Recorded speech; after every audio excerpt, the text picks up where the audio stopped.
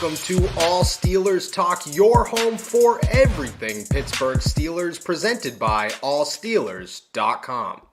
What is up, Steelers Nation? Thank you so much for jumping on to another episode of All Steelers Talk. I'm your host, Noah Strackbine, joined every Friday by my main man, Derrick the Kid Bell.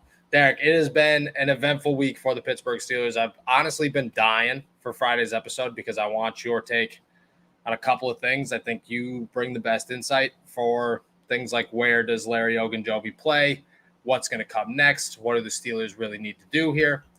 Very excited to talk about it. On top of that, Mike Tomlin being on the hot seat has somehow caught news. We'll talk about how real it is, but we'll get to that later. Make sure to find us on youtube.com/allsteelerstalk or anywhere you get your podcasts. It's a pretty good day in the Berg.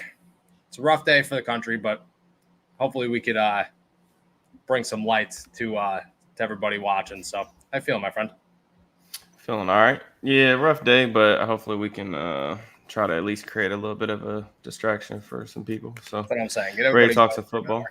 Always ready to talk some football. It's for the dead week or for the dead time. It's honestly been more eventful than I expected. Like, I was going through allsteelers.com's like inventory from last year, and the stuff that was being written was like Chase Claypool says this on a podcast. And like this year, I'm like, there's some things actually like going on, which is, you know, exciting. It's an exciting year for the Steelers. Do you credit that to Omar Khan? Do you credit like the change in atmosphere to Omar Khan, or do you think that this team just got like a swift kick in the butt and they're like, all right, things need to change, maybe? Yeah, I think there's just some excitement around, the uncertainty of like the future. I think, you got a new quarterback, you got a new GM, a lot of new scouts, front office members. So I think in that regard, there's some excitement there. And then I also think, their cap space situation kind of lends themselves to being a little more active, like, making a pretty good splash signing and getting Larry Ogunjobi. And then we kind of expect them to, maybe do some other things as well. So that aspect of it keeps things a little more exciting throughout this dead period as we wait for training camp. Yeah, no doubt. It's been, like I said, eventful, like you said, exciting. It's almost July. Like, I think that's the craziest part is we should be sitting here like, what was it, a week ago, 2 weeks ago? We were asking questions. Like, that whole week, there was nothing in me that was like, I want to do a podcast, because I was just like, there's nothing to talk about whatsoever. Like, this is the worst week of all time. Here we are 3 weeks later. I mean, me and Donnie did a 45-minute show last night, and we got off it. And I was like, dude, there was like good context in there, like for a while. On top of, I got to ask this, because we put a contest out for a giveaway. Go check that out yesterday. For everybody listening, we just came up with it on the spot. Nice. Donnie asked, what would you we were talking about Heinz Field and their rights next season. Donnie asked, what would you name Heinz Field if it's no longer Heinz Field? That's a big one. Big one. Right? Man, that is, yeah, I don't know. Because it's been Heinz Field literally since they opened, right? I mean, 2000. Yeah, 2001, 2003, something like that. Okay. I think it was Colbert's year, 2001. Yeah. I don't know, man. That would be kind of crazy. Dude, crazy. It would be weird to think about Heinz, like, name something other than Heinz. You know what I'm saying? Like, I think it would be one of those things where you would still probably call it, like, like Mile High. Yeah, like I think you'd probably still call it the same thing. I don't even know what Mile High's new name is. It's changed twice, actually, since Mile High, I'm pretty sure. I have no idea what. Yeah, some people were like Get-Go Stadium, Highmark State. They were just like so many. Terrible. Yeah. I would never – you can't do it. Once the ketchup bottles are gone, you got to just tear the whole thing down. But it's a good question. It's a good question. And for everybody who didn't check out last night's episode, go check that out, because we are giving away some Manscaped stuff for the best one in there. Pickle Park Stadium, that's a good one as well. Go drop that in the comments from yesterday's, because that might win you some Manscaped stuff. All right, let's talk some football. Before we get into Mike Tomlin, and I know there's a lot of comments out here about Mike Tomlin being on the hot seat. That's what was said from a Pittsburgh Steelers insider about maybe he should be on the hot seat, not necessarily that he is. We'll get to that. First, I want your opinion on Larry Ogunjobi. We just talked, signed him, happened on Tuesday. Big news for the Steelers. You've been pushing for Ogunjobi for a minute now. I think the big question is, where does he play along the defensive line? Is he immediately a defensive end over Chris Wormley, or is he better suited as a rotational piece behind everybody else? I think for me, when I watch Ogunjobi, I think that he's probably got a good shot to be the starter. I mean, I know that there is there's not the full details out about his contract, 1 year up to $8 million. We don't really know what those incentives are. Are they playtime incentives? What are they? But I definitely think that he's a guy that I would trust in a starting role, but he's kind of like the same as Wormley in the fact that, like, I really don't want him playing like 70-80% of the snaps. Like, you don't want him playing like Camp Hayward level snaps. But the good thing is now you've got another piece to keep everybody fresh. And you're also like protecting yourself in the case of injuries like we saw last season. You know, they didn't get to it back, and then they lost Alu, and then all of a sudden you're like razor thin. So I definitely like the move. Like I said, we've been talking about him for a long time. He was kind of one of the names that came up immediately in my head after Tuitt unexpectedly kind of retired, or expectedly retired, I guess, whoever you talk to. But yeah, I like the signing. I think it's very low risk and pretty high reward for them. 7 sacks last year, a decent amount of pressures. The thing with Ogunjobi too is, like, you know, we talk all the time about how many pass rushers the Steelers got up front and the havoc that causes just because you can't double team everybody. And Ogunjobi's a guy, he's got a lot in his toolbox, man. Like, he has a ton of different moves. Like, he's got a nasty club move. He's got powerful hands, can bull rush. And he's pretty athletic, quick off the ball. He's an athletic interior defensive lineman. So you pair him with those one-on-one matchups next to Hayward, next to Watt. You know, you still got Alex Highsmith. I mean, I really like this move for sure. And I know a lot of people are worried about the foot. And that's definitely, I mean, that's a good point. But, I mean, the Steelers doctors checked him out. He had to pass a physical to sign the contract. That's why he very true. didn't sign in Chicago for that big money deal that he got. So, I'm going to trust that he's healthy. Yeah, I've heard reports that he should be good by training camp. I believe that's come out a couple of days ago. So you'd have to believe that. There's no way the Steelers would have signed him if his foot wasn't healthy, or at least healthy enough where they felt confident in it. I don't know what the breakdown of his contract is. I know it's up to $8 million, but I want to see what that cap number is, because I think that'll show a lot of how much they had to take a risk on the foot and how much they felt confident in the foot, on top of the fact that Omar Khan's a legend. What about you talked about you don't want him taking 70 snaps. I definitely get that. Does it help the run game at all? Because I think that's the biggest question, is people are like, oh, is it just another pass rusher? You would know better than I would on how well he stops the run. Yeah, I mean, I don't necessarily look at Ogunjobi as a run stopper per se, but I mean, Wormley's not either. So, you're going to sacrifice a little bit of that for that extra pass rushing. So we'll kind of see what they do with that. But like I said, I mean, I think keeping him fresh, keeping Wormley fresh will be a better thing for the unit as a whole.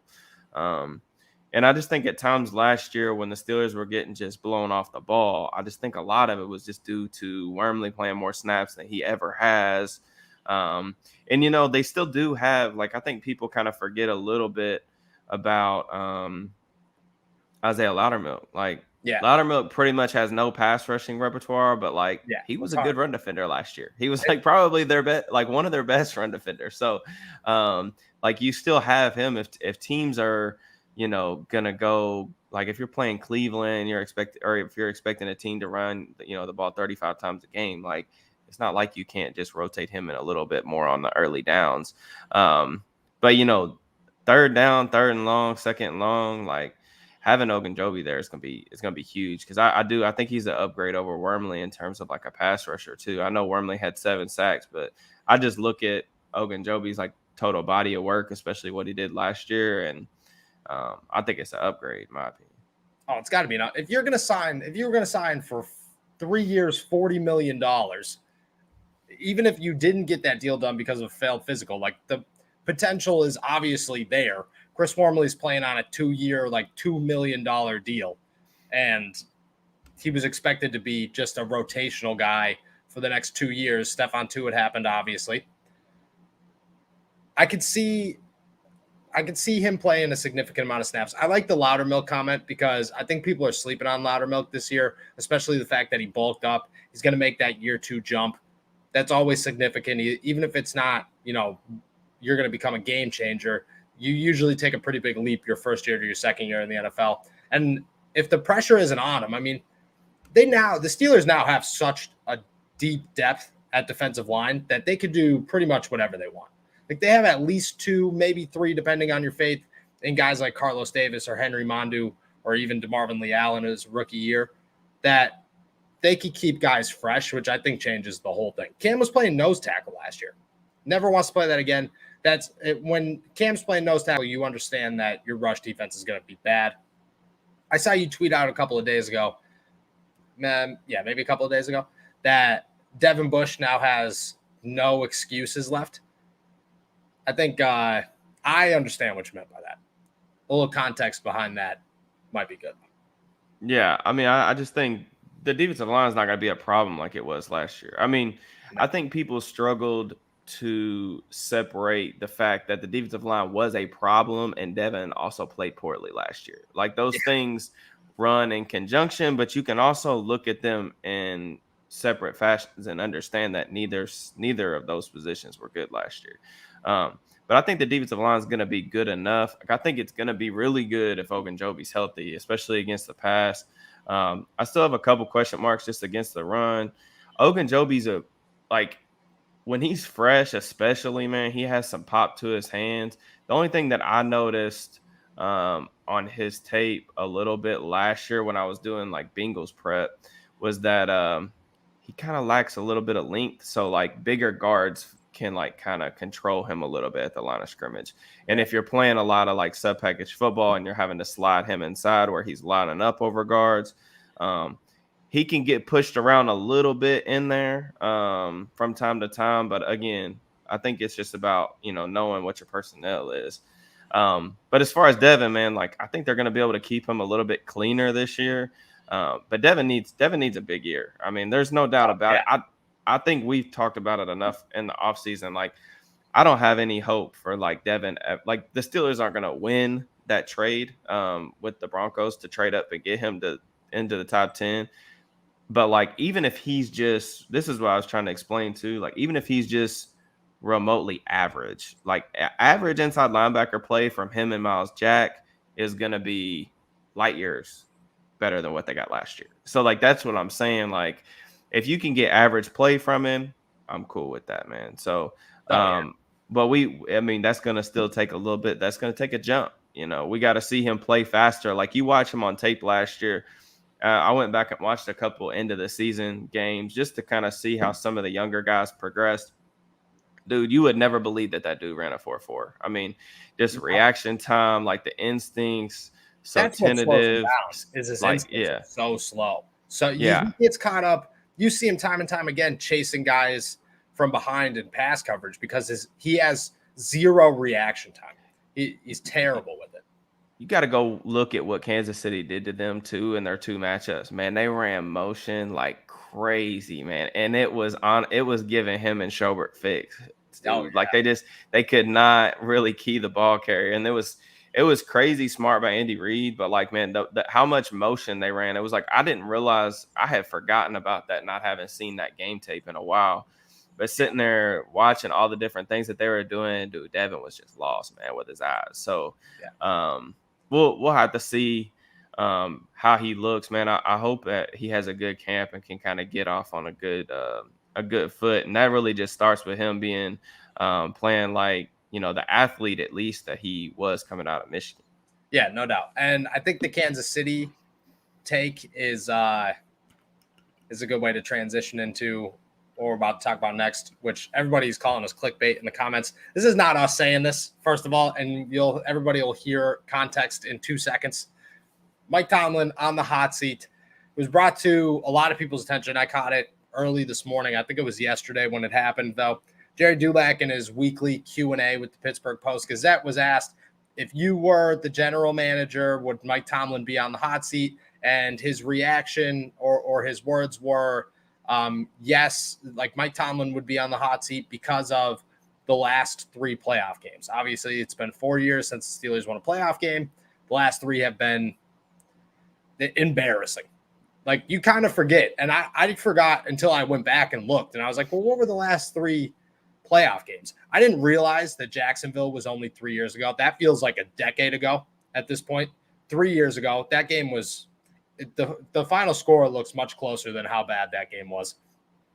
Then you lose to Cleveland, which, again, the final score looks much better than how bad that game was. And then last year, obviously, just getting smoked by the Kansas City Chiefs after Mike Tomlin memed himself by saying, you're going to want to rip your eyes out for this one. Everybody, by the end of the day, did want to rip their eyes out for different reasons, but it was a good one. I'm pretty confident you don't believe Mike Tomlin should be on the hot seat. But the question I guess I have, can Mike Tomlin ever be on the hot seat? Is there ever a point where you could put Mike Tomlin on a hot seat?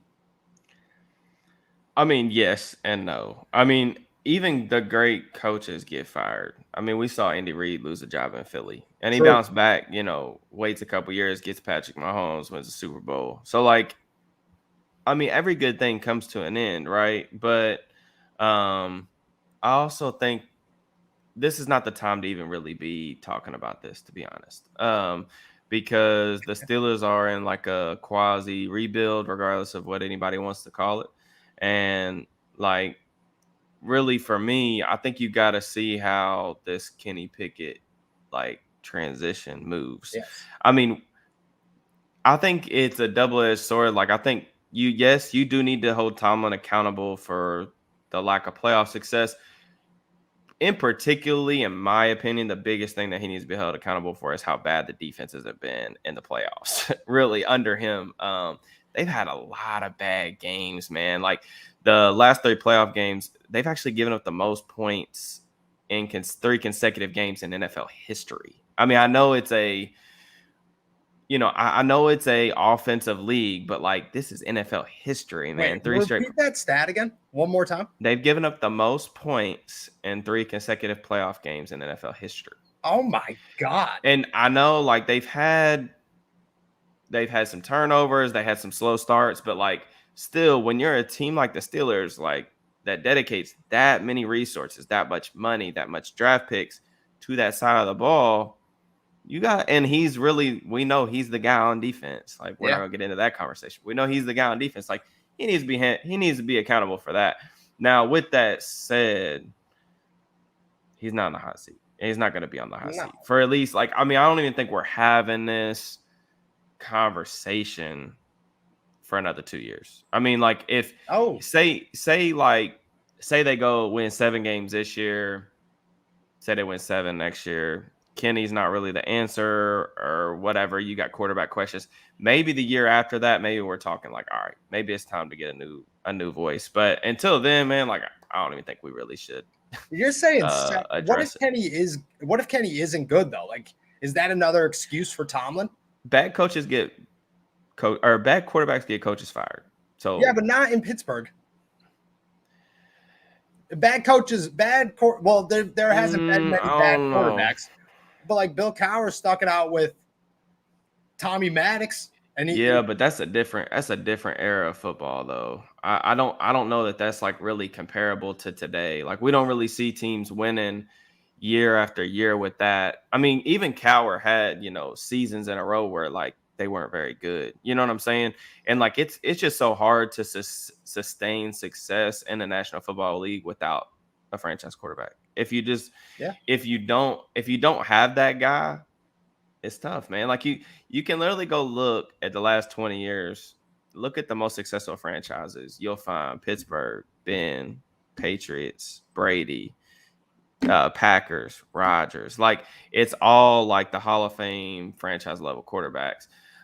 So it's tough in that regard to make it. Now you can have good seasons, you can string together stuff, but like over the course of time, long term, it's tough to do without a quarterback. So that's what I'm saying. Like until we even see what Kenny's about and what this new look team's going to be about, it's really just, and like you said, it's kind of just, it's Gary's opinion. So like, I mean, he's entitled to that. If he thinks he should be on the hot seat, then cool. But I think you can hold him accountable for some of the playoff failures on defense, and then also realize that he's not on the hot seat.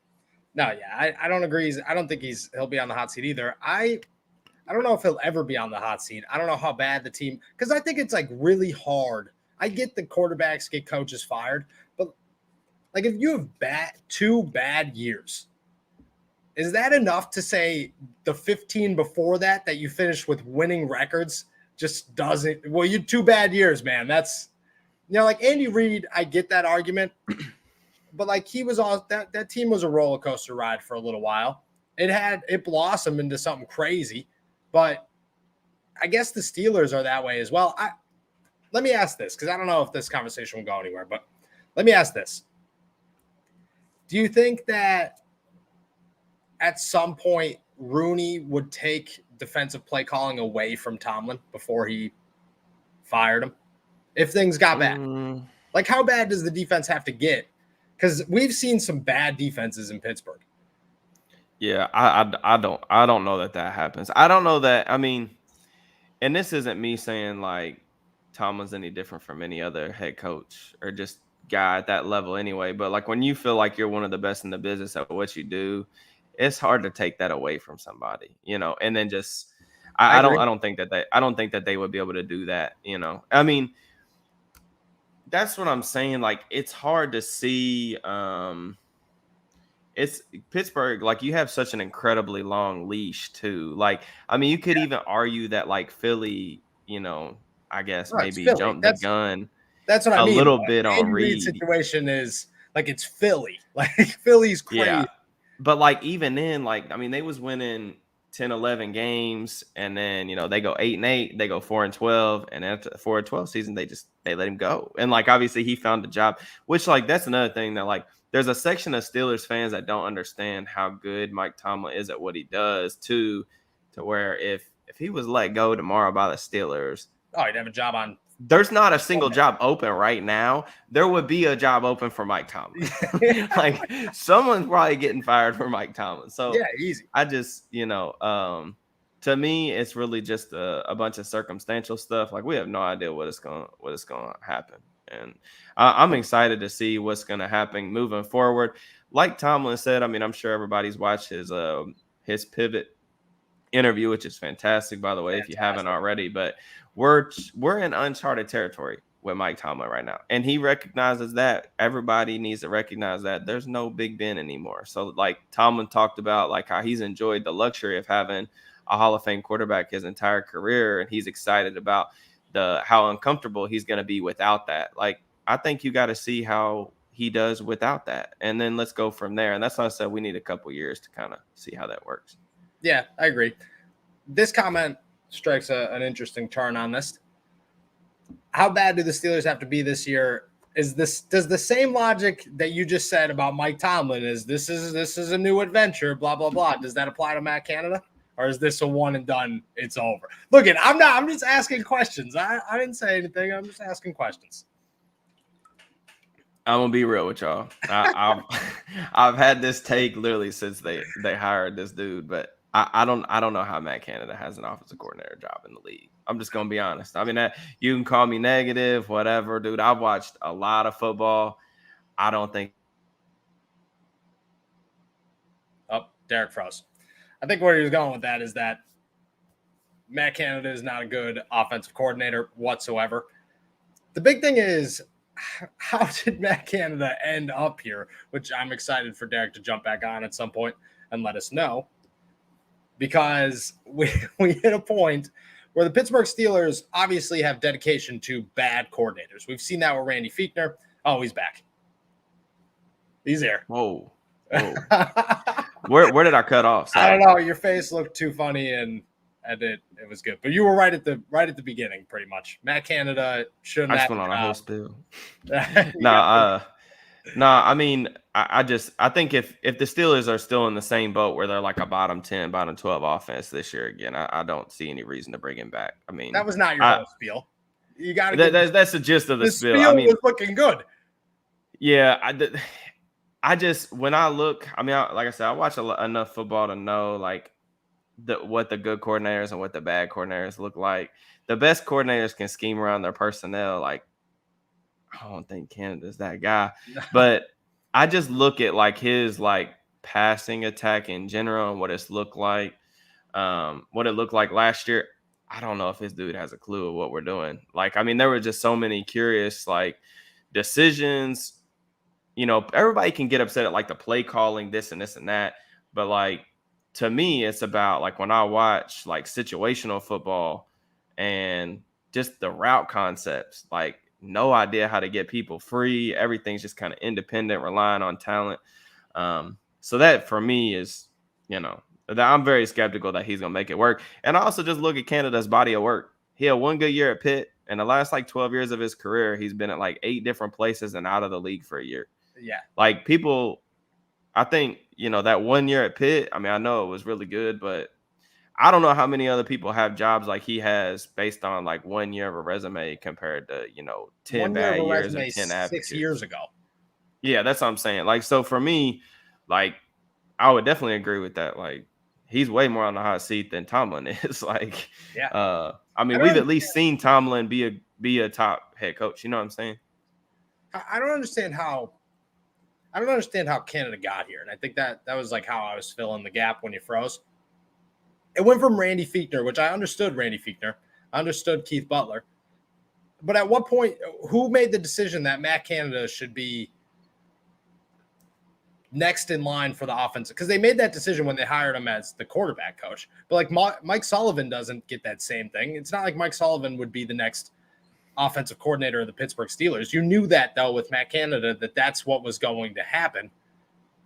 I don't understand where that came from. I don't understand. Mike Tomlin talked on the pivot about how there's so many coaches who are great coaches who don't have head coaching jobs. The man hired Brian Flores, but his top choice for the future offensive coordinator was Matt Canada, who wasn't even employed anywhere. He was sitting home on a couch. There was no recent resume for 365 days of what this guy did, and somehow Mike Tomlin. I think that's like at some point, if anybody's ever going to talk about Mike Tomlin being on the hot seat, it should be like how long he's gone without a quality coordinator.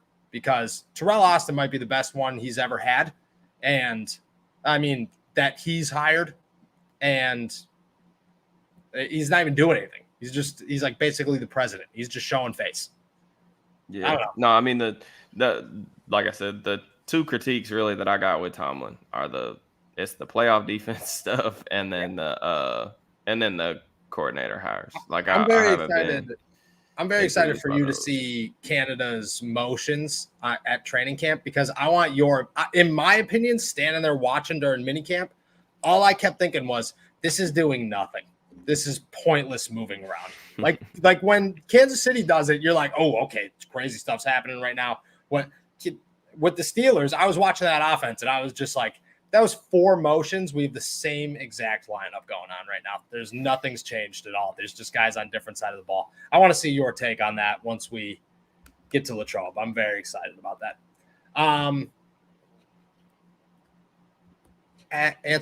We'll answer Justin's question right here. What y'all think about the play calls in the playoffs, though? How do you feel? I mean, when it comes to offense, they've been rough, but defense, I think, is where you've been touching about how, I mean, it's just poor. It's really just like last year in the playoffs, they couldn't run the ball. They were trying to run the ball. They couldn't run it. So that was really the story of a lot of their games last year. They tried to run the ball early, couldn't run the ball, and then they getting pass happy, and pretty much they don't do anything until they go no huddle. Yep. That was their offense last year. Game. Like really, if they would have ran, and this isn't to say like, obviously we know Canada had 39-year-old Ben. He didn't have 25-year-old Ben, but if Ben didn't go no huddle at right before halftime or at the end of games last year, the Steelers would have won probably 5 games and they would have been a 32nd ranked offense because they didn't move the ball a lick outside of no huddle. No, So, and that's not to say that that's a good thing either, because like we talked about literally last year on Twitter before the season, my main thing when they brought Ben back, I said that's probably their best option to make the playoffs again, which they did. Yep. I said, but they need to take the pressure off of Ben. I said, you need to run the ball better, and you need to take the load off of him, because he is not that guy anymore to carry an offense. And what did they do? They didn't run the ball well, and they forced him to carry the load on the offense, and we saw a bad offense. So, with basically a broken hip and bruises that he described as you'd throw up if you saw them. So good for a 39-year-old. Matt Canada knows what he's doing. Great times here. I had a question. I lost the question, so it is what it is. I'm sure it'll come back to me at some point. Oh, nope, still nothing. It'll come back. Don't worry. All right, one last thing I wanted to talk about here. Oh, it came back. I knew it was going to come back. All right, Matt Canada, before we move on from Matt Canada, who obviously it's very well documented, Ben and Todd Haley's relationship during that time. How bad do you think it would have got if Matt Canada and 26-year-old Ben Roethlisberger were face-to-face on a sideline? Because 39-year-old Ben Roethlisberger was a respectable dude. He knew how to be a professional. 26-year-old Ben would have fought you on the sideline in the middle of the Super Bowl. No cares. Yeah, that would not have worked. Do you think it would have been worse than Todd Haley's relationship? I'm gonna be honest with y'all. Like, a lot of people, I don't think understand. Like, I think people make that a Ben versus Todd thing. Literally, nobody likes Todd. Yeah, I'm just gonna be honest. Like, I've talked to enough like people that are way more in the know than I am, and I've listened to enough interviews from like former players. Like, there is a very select few people that I've ever heard talk good about Todd. And we're not even talking about like X's and O's or like him as a coordinator. I'm just talking about like Todd as a person. And like, it's kind of funny because Canada's kind of got that same reputation. Like, he has a hard time getting along with people too. So, but I mean, it is what it is, man. That stuff's in the past. It is what it is. Yeah, there was Haley and Bruce Arians was a funny combination, because from what I've heard, both of them, not people you wanted to go to the bar with. We'll say it. We'll leave it at that one. We'll leave it at that one. All right. Before we get out of here, I want to talk about one more thing. Me and Donnie talked a lot about this yesterday. Places that the Steelers can add. I want to get your opinion on that. There's 90 men on this roster. You'd have to make cuts, but that's nothing new for the Pittsburgh Steelers. Larry Ogunjobi fills the need at defensive end. Do you see another move coming for the Pittsburgh Steelers before training camp?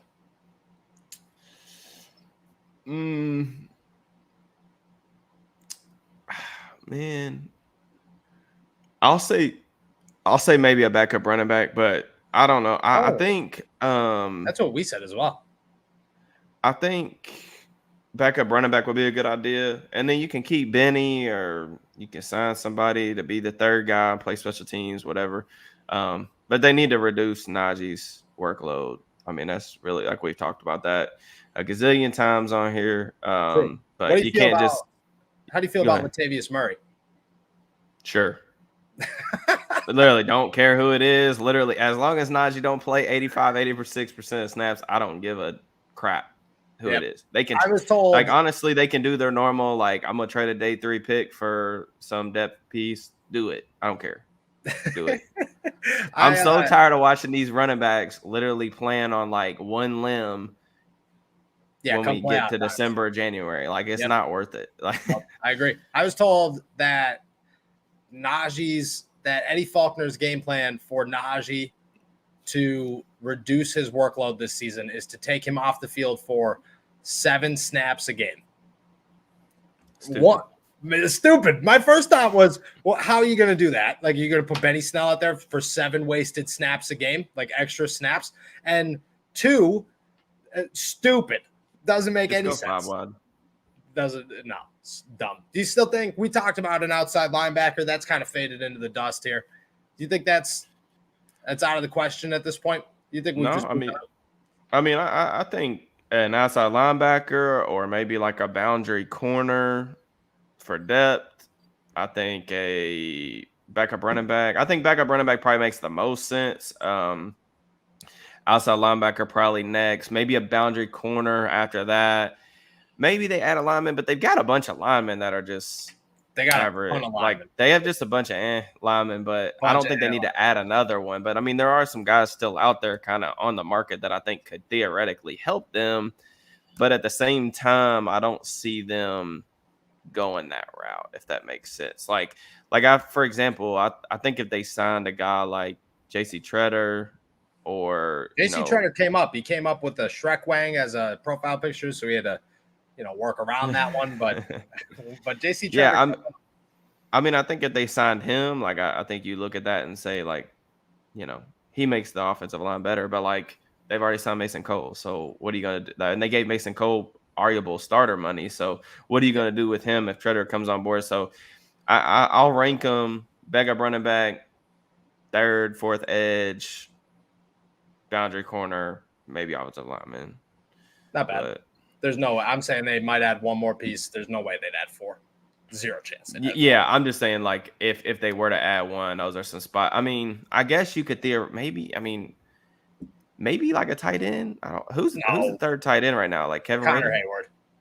Oh yeah, I forgot they're doing that. It's not like the best option. We're not gonna get into that again. Yeah. He's not the best option, but he's there. You're not gonna spend a 6th round pick on Cam Hayward's brother to go sign another tight end in July and then just piss Cam Hayward off. That's not what's gonna happen. And then Kevin Rader, obviously, practice squad hero. Dude's been here longer than I have.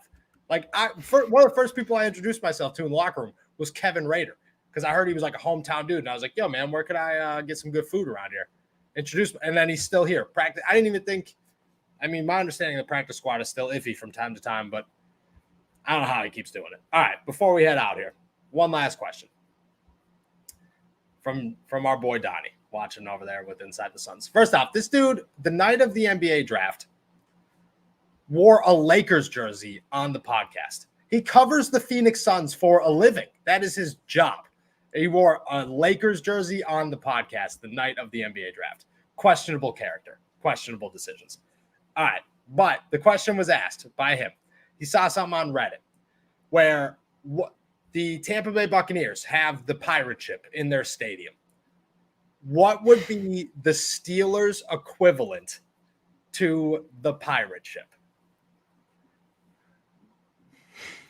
It's a good one. That's a good question. That's a good one. See, this type of stuff I'm terrible at because I'm not creative. I'm not artistic. I'm not creative. I got no good ideas. I don't know. I mean, should we bring the ketchup bottles back? The ketchup bottles are there. Do they use them though? Still? I don't know. I'm about to say I feel like the last couple times I've been, I feel like I didn't see them. A giant ketchup bottle, like maybe an even bigger one.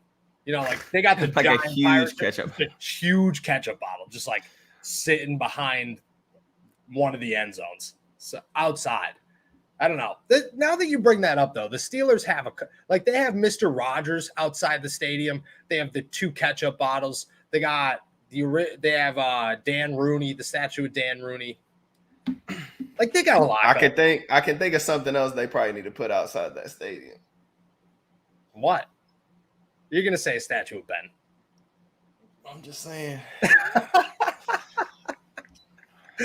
Go ahead. Make that petition. Statue of Ben Roethlisberger.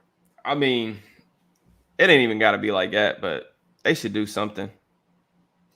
A giant steel terrible towel. That's a good one.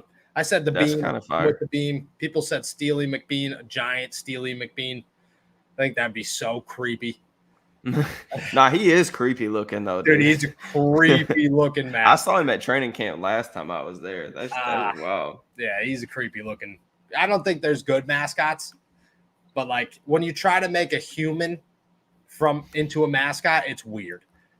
Like nah, and he's yellow. Weird. It's just very strange. Very strange. All right. Well, I'll ask you next Friday and I'll get a better answer from you. That's okay.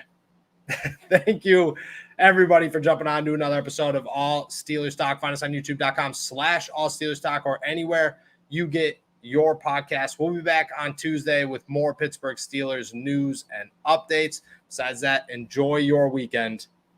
Peace.